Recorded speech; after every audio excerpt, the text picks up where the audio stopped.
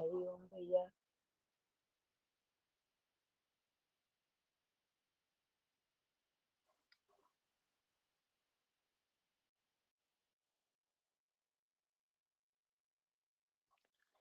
हम लोगों ने 9 अध्याय समाप्त कर लिया था। निष्कर्ष भी हम लोगों ने कल देख लिया था। तो इस 9वें अध्याय में भगवान कृष्ण, एक मिनट,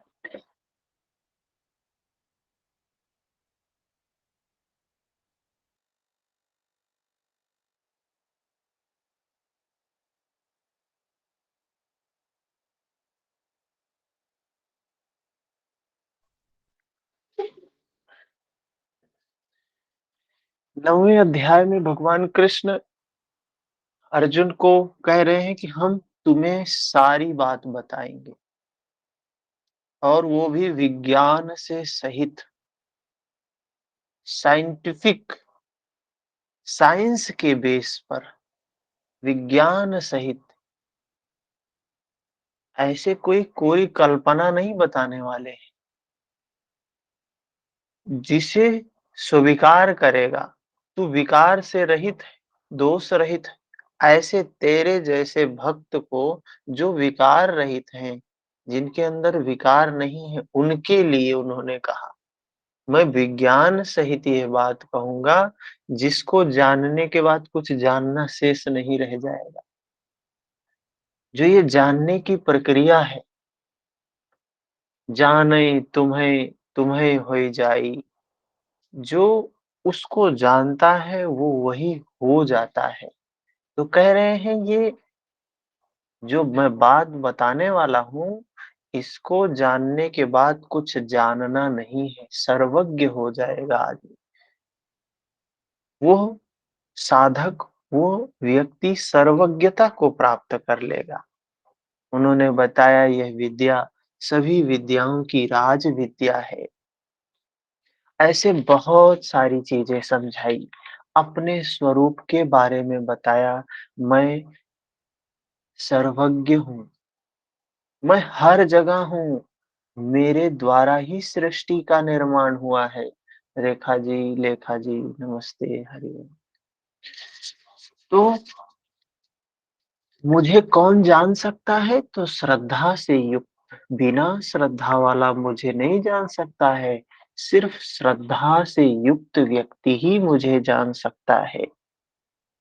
और मुझे जानने के लिए तमाम लोग तमाम प्रकार के कार्य करते हैं।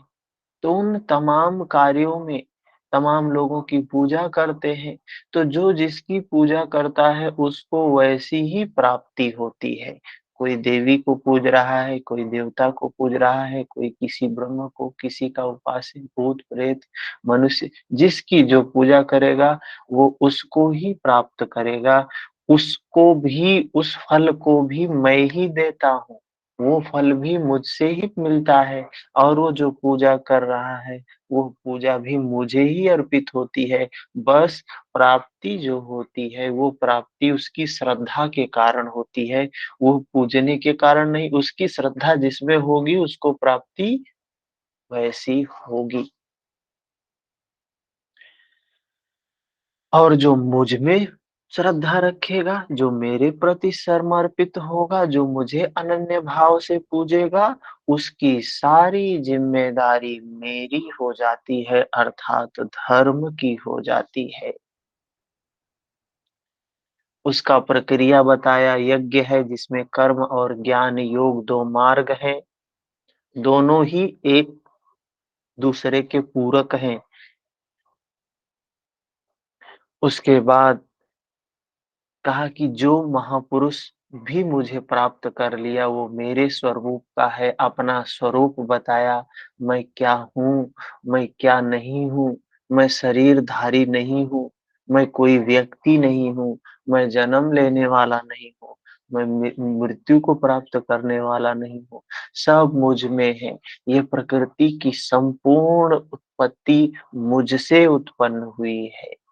ये सारे लोग मुझसे, ये जो जितनी भी चीजें दिखाई दे रही हैं उस ईश्वर की वजह से है सत्ता में। तो सब कुछ बताया, फिर बताया मुझे प्राप्त करने का अधिकार किसको है?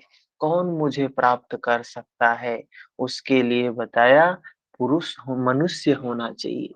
मनुष्य शरीर ही है जो उस ईश्वर को प्राप्त करने का माध्यम है। उसमें मनुष्य कैसा भी मनुष्य हो, कितना भी घोर पाप किया हो जीवन में, कितने भी बुरे कर्म की जीवन में, वही अधिकारी है जो अनन्य भाव से, मनुष्य शरीर हो और अनन्य भाव से उनकी उनके दर्शन में, उनके साधना में लग जाए, वही प्राप्त कर सकता है। यहाँ तक कहा कि कोई भी व्यक्ति कितना भी दुराचारी क्यों ना हो, अगर वो अनन्य भाव से मेरे आश्रित है, तो वो साधु ही हो जाता है, साधु ही होता है। कोई भेदभाव नहीं है, चाहे शूद्र है, चाहे वैश्य है, चाहे क्षत्रिय है, चाहे ब्राह्मण है, सब समान रूप से उसकी प्राप्ति के अधिकारी हैं। कोई भी व्यक्ति उसको प्राप्त करता है, किसी प्रकार का भेदभाव नहीं है, चाहे पुरुष हो, चाहे स्त्री हो।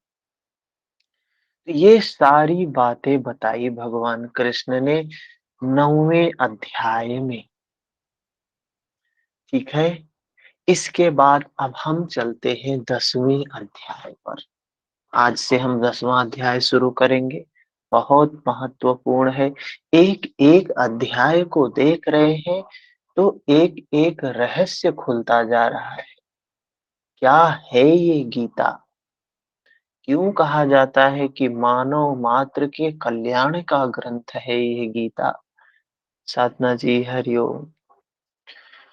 तो यहाँ भी थोड़ा-सा समरी है कि गत अध्याय पिछले 9वें अध्याय में योगेश्वर श्री कृष्ण ने गुप्त राज विद्या का चित्रण किया, जो निश्चित ही कल्याण करती है।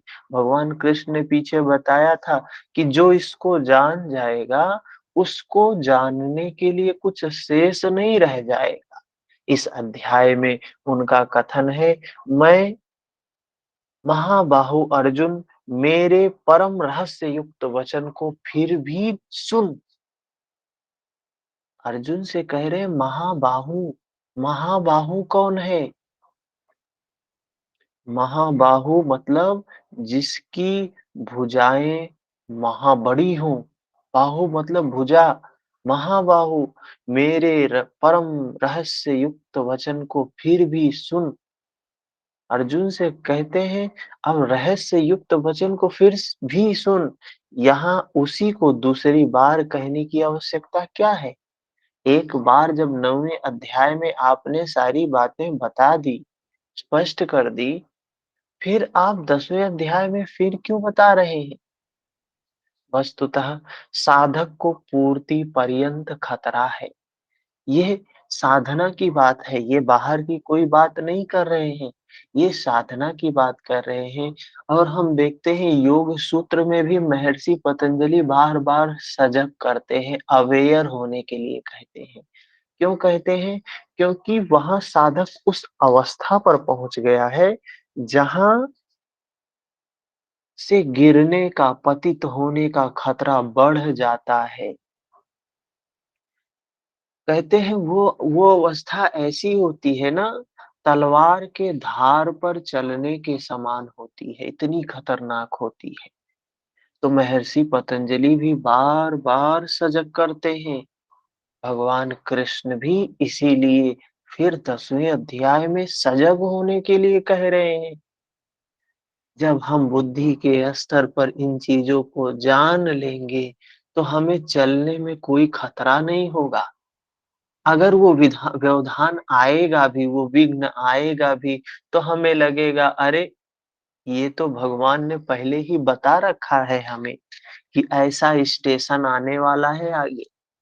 आप कहीं जा रहे हो और कोई व्यक्ति आपको पहले ही बता दिया हो कि आपको रास्ते में कोई व्यक्ति मिलेगा जो बड़ा अच्छा होगा, बड़ी अच्छी बातें करेगा, बड़ा शक्तिशाली होगा, लेकिन उससे सावधान रहना, वो आपके लिए विघ्न बन के आएगा। उसको अगर उससे आसक्ति नहीं करोगे, तो आप आगे निकल जाओगे, वो पीछे छूट जाएगा, तो आपको निकलने में कोई कठिनाई नहीं होगी। लेकिन आप कुछ नहीं जानते हैं, साधना के मार्ग में उस यात्रा में आगे बढ़ रहे हैं, तो ऐसा व्यक्ति मिलेगा जो सुंदर है, बलवान है, अच्छी बातें कर रहा है, तो आप उसके जाल में फँस जाएँगे और जब उसके जाल में फँसेंगे, अपनी यात्रा से वो आपको भटकाएगा और अपने दूसरे मार्ग पर ले जाएगा। तो कदापि ऐसा ना हो मनुष्यों के साथ में, इसलिए भगवान कृष्ण, भगवान बुद्ध, महर्षि पतंजलि इन लोगों ने बार-बार सजग किया है उस अवस्था पर। क्या है? ज्यों-ज्यों वह स्वरूप में ढलता जाता है, प्रकृति के आवरण सूक्ष्म होते जाते हैं, नए-नए दृश्य आते हैं, उसकी जानकारी महापुरुष ही देते रहते हैं। वह नहीं जानता, यदि वे मार्गदर्शन करना बंद कर दें तो साधक स्वरूप की उपलब्धि से वंचित रह जाएगा। हमारा लक्ष्य क्या है? हमारा मनुष्य शरीर का लक्ष्य है अपने स्वरूप का ज्ञान करना। जो मनुष्य शरीर मिला है, इसका लक्ष्य है कि अपने स्वरूप का हमें ज्ञान करना है, ये हमारा लक्ष्य है। यदि वे मार्गदर्शन करना बंद कर दें, तो साधक स्वरूप की उपलब्धि से वंचित रह जाएगा। महापुरुष मार्गदर्शन करते हैं, जो चला है उस मार्ग पर, वो बताता है पीछे का मार्ग कैसा है। जैसे मैं भगवान कृष्ण चले हैं, तो भगवान कृष्ण बता रहे हैं ना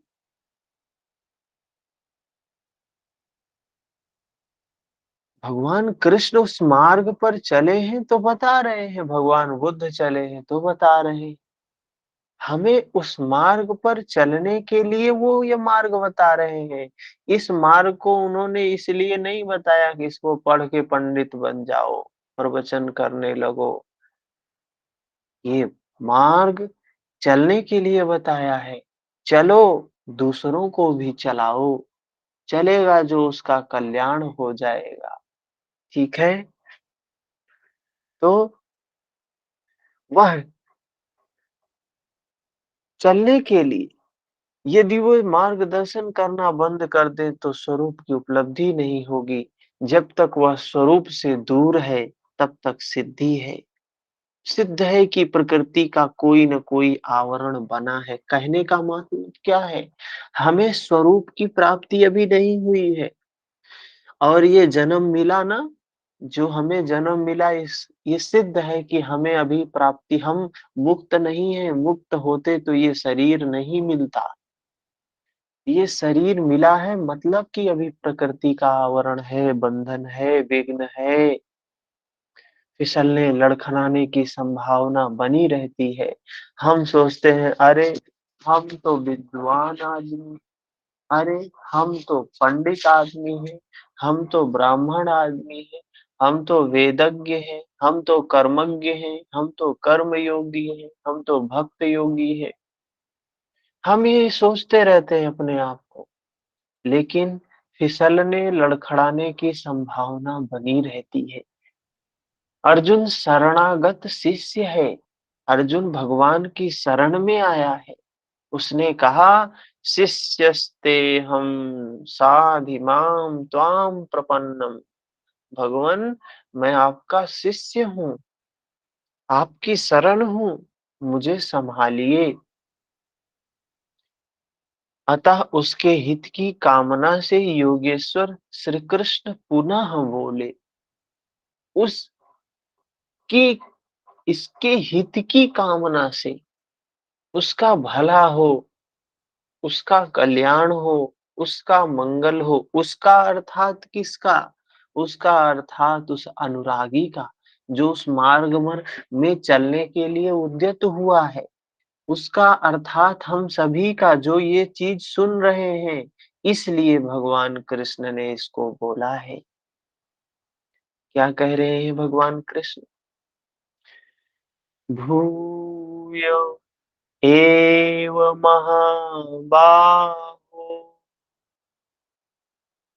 शृणु मे परमं वचः यत्तेऽहं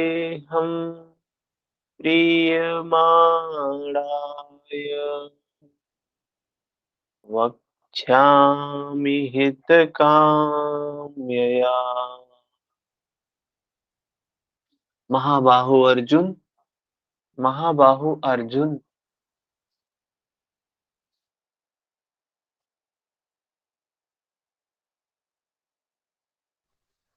महाबाहो अर्जुन, मेरे परम प्रभाव युक्त वचन को पुनः पुनः, मेरे परम प्रभाव युक्त, परम प्रभाव वचन को पुनः पुनः सुन, जो मैं तुझ अतिशय प्रेम रखने वाले के हित की इच्छा से कहूंगा। अभी जो बात कहने जा रहे हैं, वो हम सबके हित के लिए है। न मे विदुः सुरगणाः प्रभवं न महर्षयः अहमादिः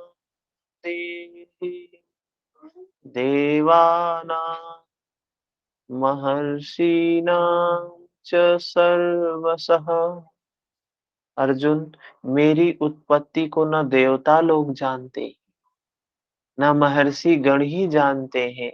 श्री कृष्ण ने कहा था, जन्म कर्म च मे दिव्यम, मेरा वह जन्म और कर्म अलौकिक है। इन चर्म चक्षुओं से देखा नहीं जा सकता है।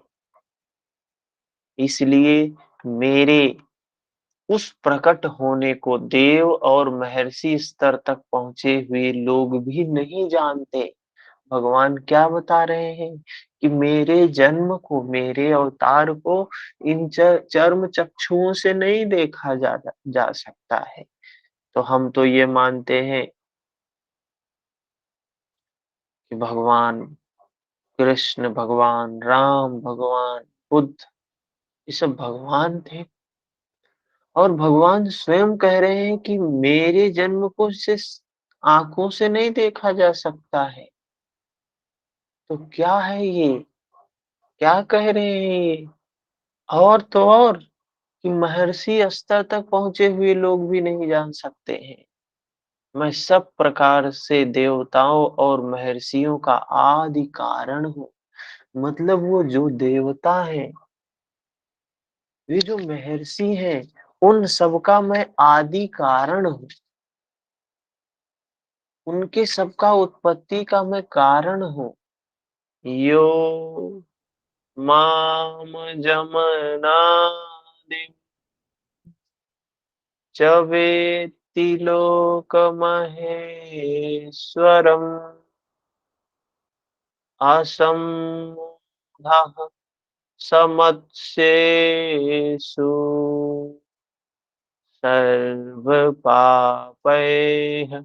प्रमुच्यते।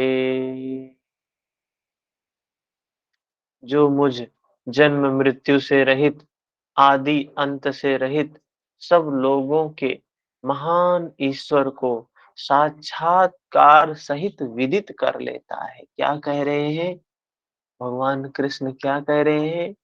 जो मुझ जन्म से रहित, तो अपना स्वरूप ही बता रहे हैं ना।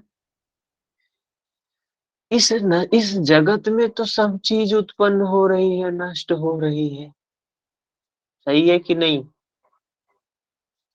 अरे यहाँ तक हम जो मंदिर बनाते हैं, उसका भी एक निर्माण का डेट होता है, फिर उसका रेनोवेशन होता है, हाँ?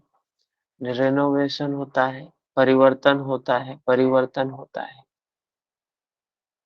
भगवान क्या कह रहे हैं कि मैं सबका आदि कारण हूँ अपना स्वरूप बता रहे हैं। मैं जन्म मृत्यु से रहित हूँ, मेरा जन्म भी नहीं होता है, मेरी मृत्यु भी नहीं होती है। मैं आदि और अंत से रहित हूँ। तो इस जगत में तो सब कुछ हम यही देख रहे हैं कि सब जो कुछ भी है सबकी उत्पत्ति है, सबका नष्ट होना है। इस जगत में एक ही चीज चल रहा है, उत्पन्न होना, नष्ट होना, उत्पन्न होना, नष्ट होना। यही चल ही रहा है इस जगत में। कोई चीज स्थिर है क्या? छोटा-सा बच्चा, नवजात शिशु जन्म लेता है, हर क्षण परिवर्तन हो रहा है। उसके हर सेल में हर क्षण परिवर्तन हो रहा है। बायोकेमिकल चेंजेस हो रहे हैं, हो रहे हैं, हो रहे हैं। ऐसे चित्त में भी, मन में भी हर क्षण परिवर्तन, हर क्षण परिवर्तन, हर क्षण परिवर्तन चल रहा है। ये शरीर भी मृत्युधर्मी है, नश्वर है। ये संपूर्ण जगत यथा ब्रह्मांडे तथा पिंडे, जब ये पिंड नश्वर है, नष्ट होने वाला है, ये चित्त नश्वर है, नष्ट होने वाला है, ये संपूर्ण जगत परिवर्तनशील है। जबकि ये इस कह रहे हैं, स्वयं अपने स्वरूप के बारे में कह रहे हैं, मैं जन्म से रहित हूँ, मैं मृत्यु से रहित हूँ, मेरा जन्म नहीं होता है, मेरा मृत्यु नहीं होता है। तो आप कौन है फिर? जो जन्म और मृत्यु से अलग हो, जो नित्य हो, जो शाश्वत हो, जो सनातन हो। आगे क्या कह रहे हैं? आदि अंत से रहित, जिसका आदि नहीं, जिसका अंत नहीं, वो मैं भगवान कृष्ण अर्थात धर्म का स्वरूप बता रहे हैं। यहाँ हमें धर्म शब्द याद रखना चाहिए हमेशा, कि वो धर्म की व्याख्या कर रहे हैं कि धर्म क्या है? जिसका जन्म नहीं होता, जिसकी मृत्यु नहीं होती, जो शाश्वत है, जो जिसका आदि नहीं, जिसका अंत नहीं, जो सनातन है, जो नित्य है, महान ईश्वर को साक्षात्कार सहित विदित कर लेता है। भगवान कह रहे हैं जो उस धर्म को जान लेता है अनुभूति से, अपने इस काया में, इस शरीर में, विदित कैसे होगा? वेदनाओं के आधार पर होगा। विदित करने का जो माध्यम है, जानने का जो माध्यम है, वो ये वेदनाएं। वेदनाएं हमारे शरीर में होती हैं, इस काया में होती हैं। इनके आधार पर जब हम अनुभव कर लेंगे, जो भावित हो रही है उसको जान लेंगे, कह रहे हैं वह पुरुष क्या होगा? मरण धर्मा, मनुष्यों में ज्ञानवान है। ये मनुष्य भी क्या है? मरण धर्मा है। धर्म शब्द आया ना, मरण धर्म, मरण धर्म वाले हैं। वो पुरुष क्या होगा? जो इस मरण धर्म को भी जान लेगा, मतलब अपने को भी जान लेगा। मनुष्यों में वो ज्ञानवान है, वही ज्ञानी है, वही ज्ञानवान है। और तो कबीर कहते ही है, पोथी पढ़ पढ़ जग मुआ, पंडित भयान को, ढाई आखर प्रेम का, पढ़े सो पंडित हो। ये ढाई आखर प्रेम का क्या है? जो वेदनाओं को समझ गया, वेदनाओं की इन नश्वरता को समझ गया, उन नश्वरता में उस शाश्वत को, उस नित्य को समझ गया, जान गया अनुभूति से। प्रेम है वो, ज्ञान है वो। नहीं तो पोथी हम कितना भी वेद पढ़ लें, कितना भी उपनिषद पढ़ लें, कितना भी गीता पढ़ लें, वो बात नहीं समझ में आई तो सब बेकार है। मनुष्यों में ज्ञानवान कौन है? जो मरण धर्म को समझ ले, जो मृत्यु धर्म को समझ ले। तो हम कहाँ समझते हैं उस मृत्यु धर्म को? हम गीता पढ़ के बाहर बाहर थोड़ा व्यवहार भले करने लगते हैं बुद्धि के स्तर पर, वो भी थोड़ी देर के लिए, जब विवेक होता है। लेकिन जब हमारे मन में क्रोध, ईर्ष्या, लोभ, मोह, जब ये विकार आते हैं तो विवेक गायब हो जाता है, विवेक गायब हो जाता है। तो उस समय उसकी वजह से चीज़ें होने लगती हैं। तो क्या कह रहे हैं? अजः अनादि और सर्वलोक महेश्वर को भली प्रकार जानना ही ज्ञान है। कह रहे हैं महेश्वर को अज जो अजन्मा है, अनादि जिसका आदि अंत नहीं है, जो सर्वलोक जो सब जगह है, सर्वत्र है, उसको जानना, उस नित्य को जानना। ऐसा जानने वाला संपूर्ण पापों से मुक्त हो जाता है। जो अपनी काया में उन वेदनाओं को के आधार पर उस नित्य को जान लेता है, कह रहे हैं संपूर्ण पापों से मुक्त हो जाता है। उसका पुनर्जन्म नहीं होता है, फिर जन्म लेने की बात नहीं है। श्री कृष्ण कहते हैं यह उपलब्धि भी मेरी देन है। कितनी सुंदर बात बताई है भगवान कृष्ण ने कि यह उपलब्धि भी मेरी ही देन है। मेरी अर्थात धर्म की। ये धर्म ही है जो हमें धर्म की ओर खींचता है। पानी नीचे की ओर बहता है, ढलान की ओर बहता है, क्यों? क्योंकि उसको उस तरीके का रास्ता मिलता जा रहा है। तो ये धर्म है जो हमें उस अपनी ओर खींचता है, चुंबक जैसे खींचता है लोहे को अपनी ओर, ऐसे ही धर्म भी हमें अपनी ओर खींचता है। विकार अपनी ओर खींचते हैं, विकारों की ओर जाना आसान है, विकार की ओर जाना आसान होता है, इसलिए ज्यादा मनुष्य उस ओर गमन करते जाते हैं। लोभ है वहां, मोह है वहां, तमाम विकार है वहां। जिधर लोग बहते चले जाते हैं, उनको लगता है सफलता इधर ही है, सफलता इधर ही है। तो दो दो मार्ग हैं। और महर्षि पतंजलि ने भी बताया क्लिष्टा क्लिष्टा, एक क्लिष्ट है, एक अक्लिष्ट है। दो मार्ग हैं। हम किस पे चलते हैं वो हमें निर्भर करता है। आगे बताते हैं चौथे नंबर श्लोक में, बुद्धिर्ज्ञानम् असम्मोहम्, बुद्धिर्ज्ञानम् असम्मोहः, क्षमा सत्यं दमः समः, सुखं दुःखं भवो अभावो, भयं चाभयमेव च। अर्जुन क्या कह रहे हैं?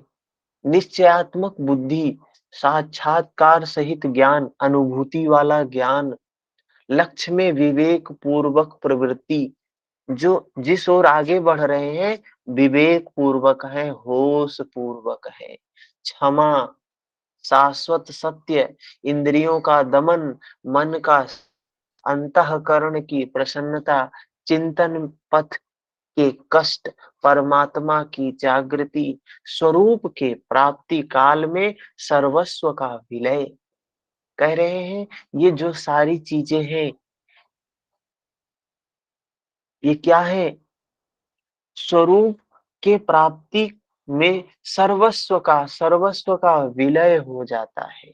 इष्ट के प्रति अनुशासनात्मक भय और प्रकृति से निर्भयता, ये सभी चीजें क्या होती हैं? बूंद समानी समुद्र माँ असकत खोजी जाए, कबीर जी कहते हैं जब मैं था तब हरि नहीं, अब हरि है मैं नाही।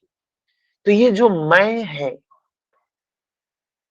अभी तो हम सोचते हैं अरे हम तो बड़े ज्ञानी हैं, बड़े कर्म साधक हैं, ये करते हैं, वो करते हैं, मन में ये चीजें होती है ना। अरे हम तो ये कर रहे हैं, इतना ज्ञान है, इतना पढ़ रहे हैं, इतना ये कर रहे हैं, वो कर रहे हैं। ये जो कर रहे हैं, मैं कर रहा हूँ, मन का समन कर रहा हूँ, मन का दमन कर रहा हूँ, इंद्रियों का दमन, हम प्रसन्न रहते। ये क्या हम हमेशा एक होता है, अरे हम तो दुखों से परे हैं, हमें क्या चिंता, हम तो योग में हैं। ये चीजें भी छूट जाती हैं, सब छूट जाती, कुछ भी नहीं रह जाता है। वो अंतिम अवस्था में जैसे बूंद समुद्र में मिलती है, बूंद का सारा अस्तित्व समाप्त हो जाता है, समुद्रमय हो जाती है।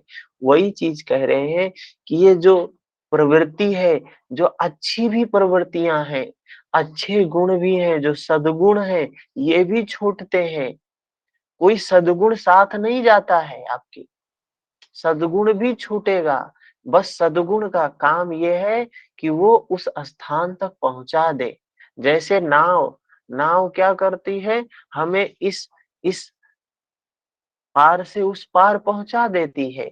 नाव का काम इतना है तो इन सद्गुणों का काम भी इतना ही है, हमें पार करवा दो। पार होने के बाद जैसे नाव से कोई मोह नहीं होता है, नाविक से कोई मोह नहीं होता है, वैसे ही इन गुणों से भी कोई प्रयोजन नहीं होता है।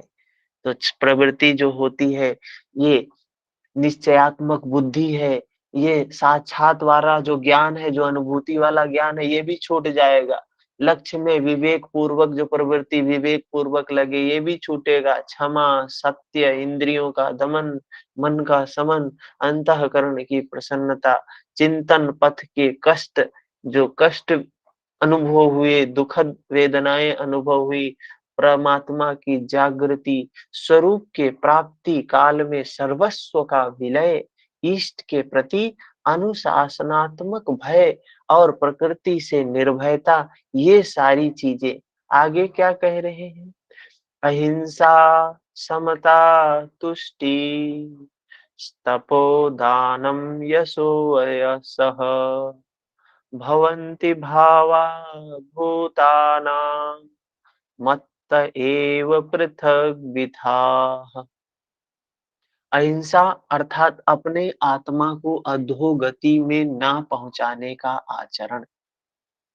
अहिंसा मतलब क्या होता है? हम लोग सोचते हैं अहिंसा मतलब हिंसा ना करना, किसी को कष्ट ना देना, किसी जीव जंतु मनुष्य को शारीरिक रूप से, मानसिक रूप से किसी प्रकार से कष्ट ना पहुंचाना, दुःख ना पहुंचाना अहिंसा है। और महावीर भगवान ने कहा कि यहाँ पे गीता में भी बोला गया है, अहिंसा परमो धर्म। अहिंसा सबसे बड़ा धर्म है। और अपनी व्याख्या, धर्म की व्याख्या भगवान कह रहे हैं। तो कह रहे हैं जो ये अहिंसा है, अहिंसा क्या है? अहिंसा ये है कि आपको मनुष्य शरीर मिला है। मनुष्य शरीर मिला क्यों है? मुक्त होना है। किससे? दुखों से, विकारों से मुक्त होना है। जो मुक्त होने के मार्ग पे चल रहा है, सबसे बड़ा अहिंसक है। वो हिंसा नहीं कर रहा है, अहिंसक है। महावीर ने कहा, मैं उसी को अहिंसक कहता हूँ, जो अपने बंधन को खोलने का काम कर रहा है।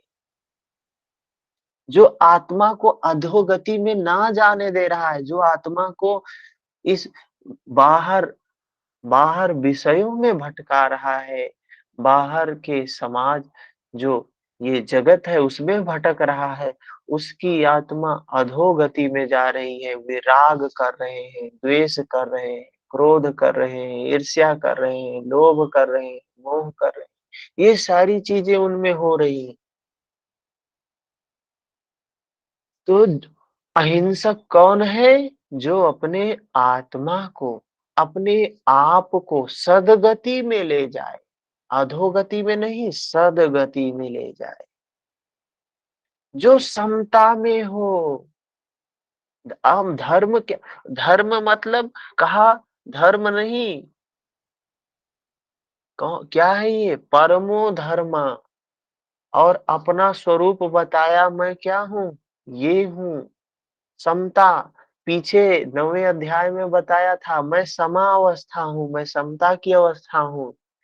आपको मैं बताऊं, 9वें अध्याय में कौन सा श्लोक है जिसमें बताया है भगवान ने कि मैं समा अवस्था हूँ, समता की अवस्था ही मैं हूँ। कौन से श्लोक में था?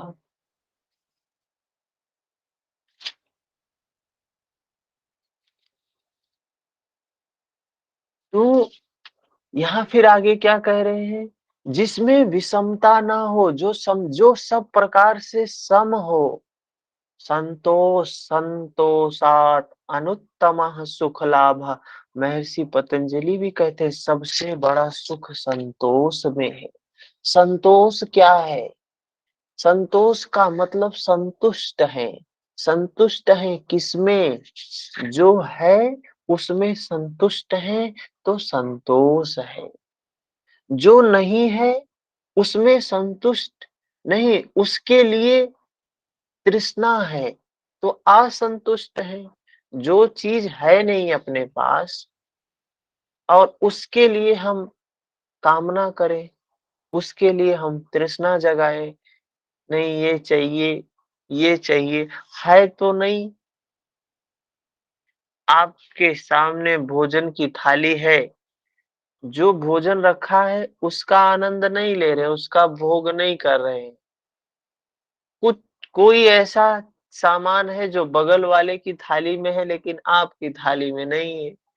आपको उसी की सबसे ज्यादा चिंता है कि ये नहीं है हमारे पास, क्यों नहीं है ये हमारे पास? उसी के बारे में सोच रहे हैं, कब आएगा ये, कब मिलेगा ये? अरे जो मिला है, जो है उसका आनंद नहीं ले रहे, उसका भोग नहीं कर रहे, जो नहीं है उसके बारे में सोच रहे, तो दुखी है ना।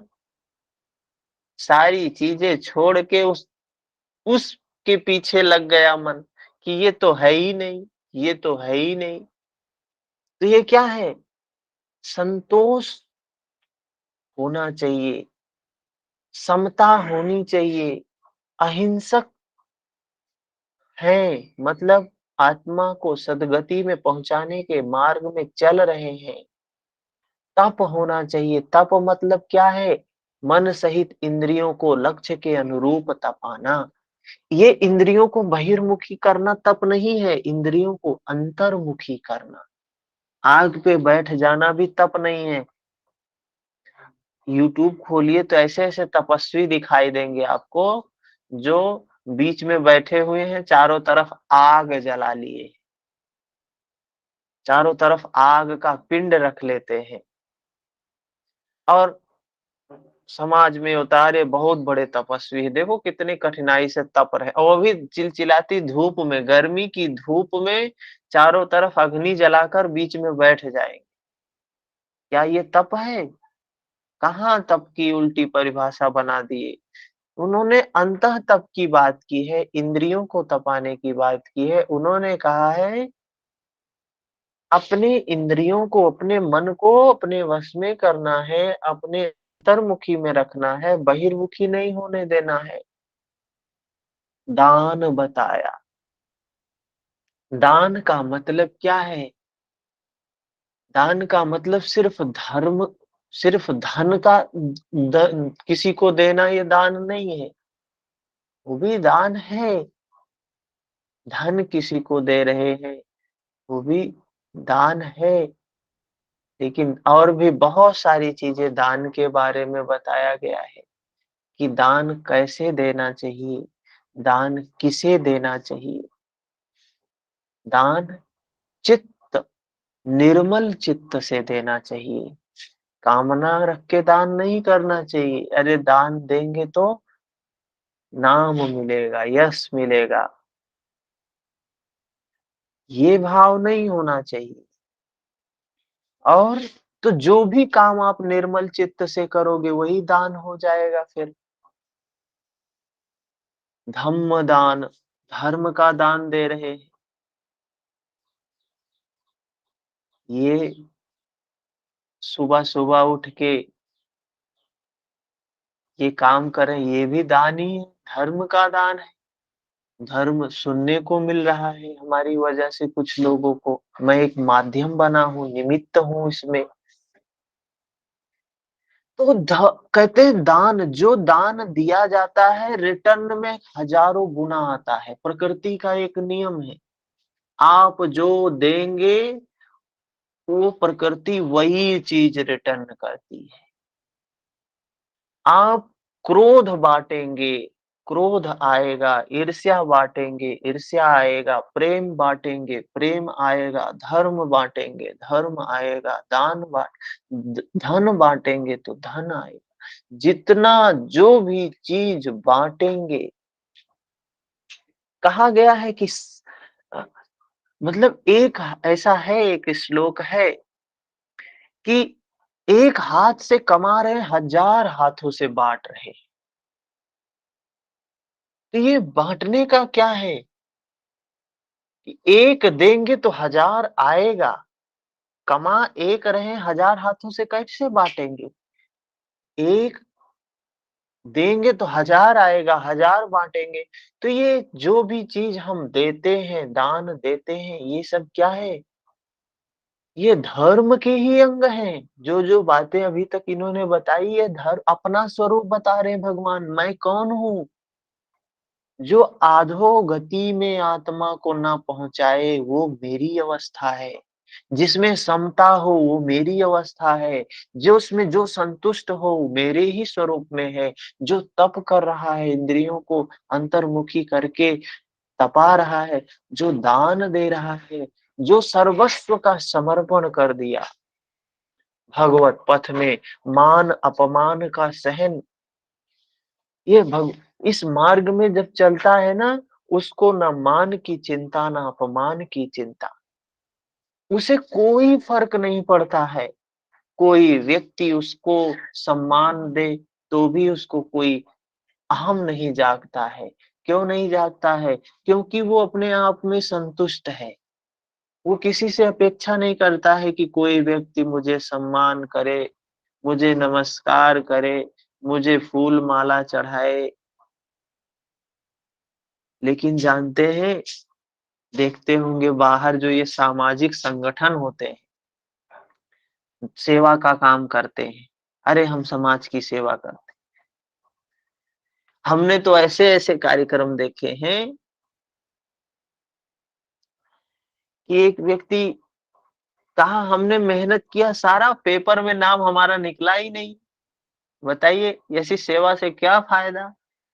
हमने काम हमने किया पेपर में नाम उनका आया, फ़ोटो उनकी आई। क्या है ये?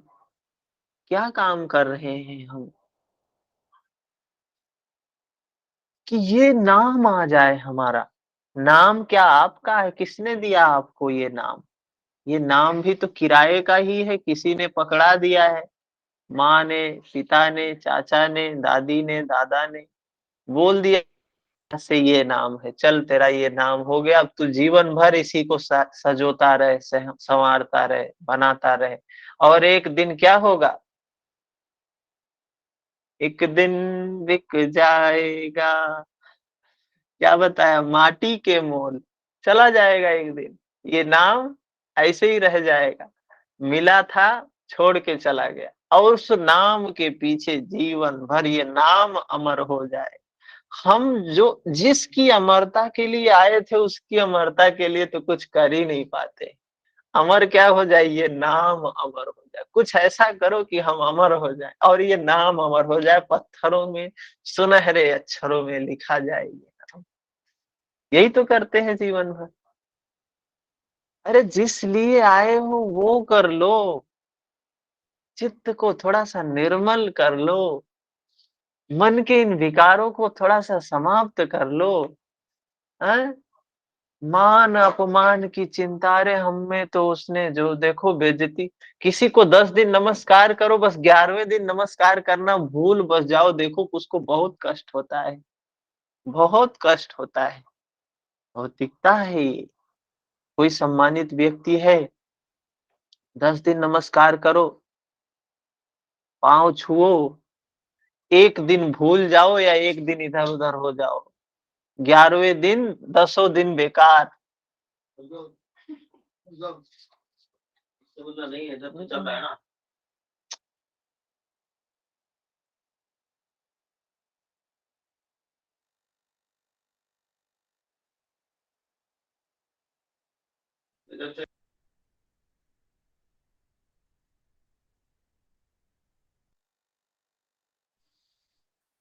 तो ये स्थिति है।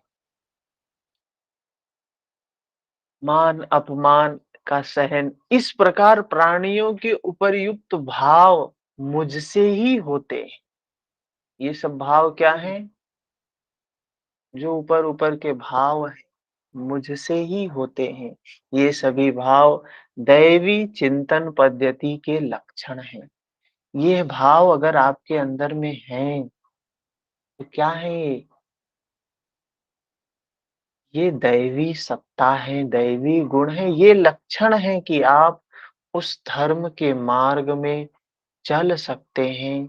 आपके अंदर धर्म के मार्ग में चलने की क्षमताएँ हैं। ये सभी भाव दैवी चिंतन पद्धति के लक्षण हैं। इनका अभाव ही आसुरी संपद है। क्या है? आसुरी संपद। ये नहीं है तो क्या है? आप असुर हैं फिर।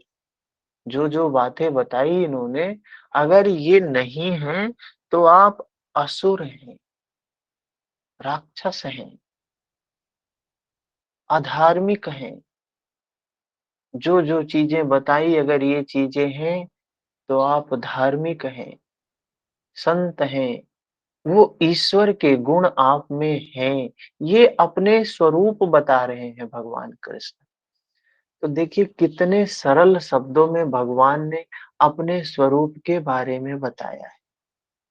हम ये सब छोड़ दें, हम क्या करें? हमने ये सब छोड़ दिया और हम उनकी मूर्ति बना के खूब पूजा करते हैं, खूब लड्डू चढ़ाते हैं, खूब आरती करते हैं। लोभ है, ईर्ष्या है, द्वेष है, दुर्भावना है, सब कुछ है। लेकिन कहते हैं हम तो तेरी शरण है ना हम तो तेरी पूजा कर रहे हैं सुबह-शाम, नित्य तुम्हें याद कर रहे हैं और नित्य तुम्हारा नाम ले रहे हैं, इससे बड़ा काम क्या है? जाप कर रहे हैं, हाँ? कोई मिलता है राम-राम बोलते हैं, सीताराम बोलते हैं, कृष्ण बोलते हैं, हरे कृष्णा।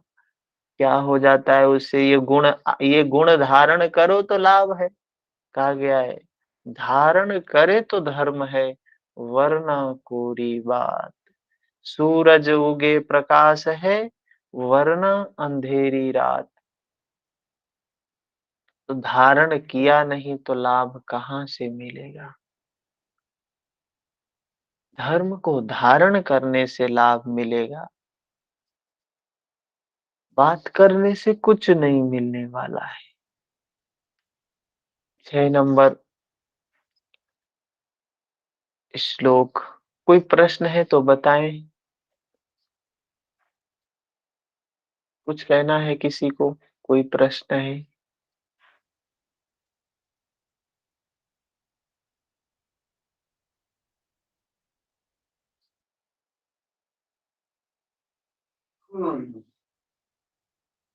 कोई प्रश्न किसी का?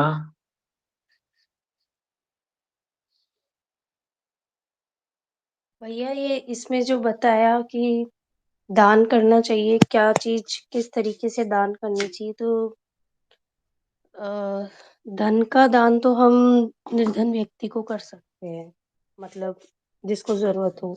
और उसके अलावा हम्म, और भी बहुत सी चीजें होती हैं, तो उसमें जिसको दान कर रहे हैं उसकी भी तो देखेंगे ना, मतलब वो समर्थ हो उसको लेने में या उसको समझने में, उसकी योग्यता देखें। के बारे में कुछ बताया गया है कि मतलब अयोग्य व्यक्ति को दान करने से वो वस्तु या वो ज्ञान या वो धन का व्यय ही हो जाता है, उसके बारे में हाँ, कुछ। कहते हैं एक बार ऐसी घटनाएं बहुत सी आती हैं, कहानियों का वर्णन होता है। एक बार क्या हुआ, एक व्यक्ति भिक्षु था, तो वो राजा के यहाँ जाता था भिक्षा मांगने। तो पात्र लेके गया, उस पात्र में गोबर था, गोबर। तो गया भिक्षा मांगने, तो द्वार पे जाता है तो वो देखता है कि इसमें तो गंदगी पहले से पड़ी हुई, तो नहीं देता है, कहता है नहीं नहीं, जाओ फिर से आना, बाद में आना। दूसरे दिन फिर जाता है तो फिर देखता है उसमें वही गोबर ही रखा है पात्र में, गंदगी रखी, नहीं देता है। तीसरे दिन तो फिर चौथे दिन उसको साफ करके जब आता है तो वो देता है उसमें दान। कहते हैं दान कुपात्र को नहीं देना चाहिए, जो पात्रता जिसके अंदर नहीं है। पात्र मतलब धारण करने की क्षमता। कहते हैं ना पात्र है कोई क्या, पात्र का हम जो जिसमें भोजन करते हैं उसको भी बोलते हैं पात्र। जिसमें हम भोजन करते हैं उसमें भी धारण करने की क्षमता होती है भोजन को, किसी ऐसे चीज में भोजन नहीं करते हैं, तो पात्रता होनी चाहिए जिसको हम दान दे रहे हैं।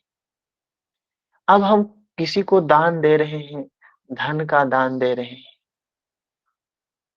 या धर्म का दान दे रहे हैं, किसी को अन्न दान दे रहे हैं, हम जिसको दे रहे हैं वो कर क्या रहा है? वो धर्म के मार्ग पे जा रहा है या अधर्म के मार्ग पे जा रहा है? हम्म? हम गरीब हैं, तमाम बहुत से लोग गरीब हैं, उनको हम दे कि चलो हम इनको धन का दान देते हैं, अन्न का दान देते हैं, उससे हुआ क्या? आज हमने दिया, खा पी के सो गए, सुबह से फिर मांगना शुरू कर दिया। उनकी प्रवृत्ति ही मांगना ही, उनका काम ही है मांगना है। उनके हमारे देने से उनके जीवन में कोई परिवर्तन आया क्या? कोई परिवर्तन नहीं आया। वो उनका काम ही है कि वो मांग रहे हैं और खा रहे हैं, मांग रहे हैं और जी रहे हैं। उन्होंने अपनी प्रवृत्ति बना रखी है। हमारे देने से कुछ परिवर्तन होना चाहिए। अगर आपके देने से परिवर्तन हो रहा है तब तो ठीक, और वो भी सही दिशा में, सही दिशा में जो जा रहा है उसके लिए आप कुछ दे रहे हैं तो अच्छी बात। हाँ, सही दिशा में जा रहा है, धर्म के मार्ग में जा रहा है, कोई अधर्म के मार्ग में जा रहा है और आप उसके लिए कुछ दान दे रहे हैं, तो वो दान आपका कल्याण नहीं करेगा। देखते होंगे बहुत से लोग दान देते हैं, राजनीतिक पार्टियों को भी लोग दान देते हैं, डोनेशन देते हैं। तमाम व्यवसायी लोग, कंपनी वाले, फैक्ट्री वाले, तमाम बड़े-बड़े लोग डोनेशन देते हैं। तो उनका डोनेशन देने का क्या प्रयोजन है? क्या उनका प्रयोजन है कि ये सब धर्म संस्थापनार्थाय, धर्म स्थापना होगी इसलिए दे रहे हैं? नहीं, वे दान दे रहे हैं कि ये हमारा प्रोटेक्शन करेंगे, हमारी रक्षा करेंगे। हम इनको देंगे तो ये हमें बदले में कुछ देंगे। ये दान नहीं है। बदले की भावना से जब कोई काम किया जा रहा है तो वो व्यापार है, दान नहीं है। दान मतलब कोई चाह नहीं है, कोई ऐसा, हाँ, शुद्ध भाव होना चाहिए, निर्मल भाव होना चाहिए। दान दे रहे हैं, अपना चित्त निर्मल होना चाहिए उस समय, बदले में कोई चाह नहीं होनी चाहिए और अगले का भला भी होना चाहिए। भला ही होगा, अगर शुद्ध चित्त से दे रहे हैं तो भला ही होगा। हम्म, यही है। और सर ऐसे होता है ना कि हम जैसे किसी को दान दे रहे हैं और वो फिर उस पैसे से कभी सिगरेट पी रहा है, बीड़ी पी रहा है या पाउच गुटखा खा रहा है, तो उस दान का कोई मतलब तो रहता ही नहीं है। उसकी नुकसान, उसका ही भला नहीं, नुकसान हो रहा है ना अगले का। हम क्या हाँ कर रहे हैं? क्षति कर रहे हैं। तो हाँ। उस दान से हमारी हमारा भला संभव ही नहीं है, हमारा तो नुकसान ही होना है, क्योंकि हमने किसी का धर्म खंडित किया, किसी को अधर्म के मार्ग पे चलने के लिए प्रेरित किया है। उससे हमारा नुकसान तो सिद्ध ही सिद्ध है। ठीक है,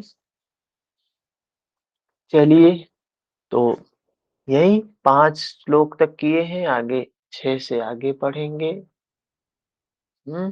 मिलते हैं थोड़ी देर बाद हठ योग की क्लास में। हरि ओम।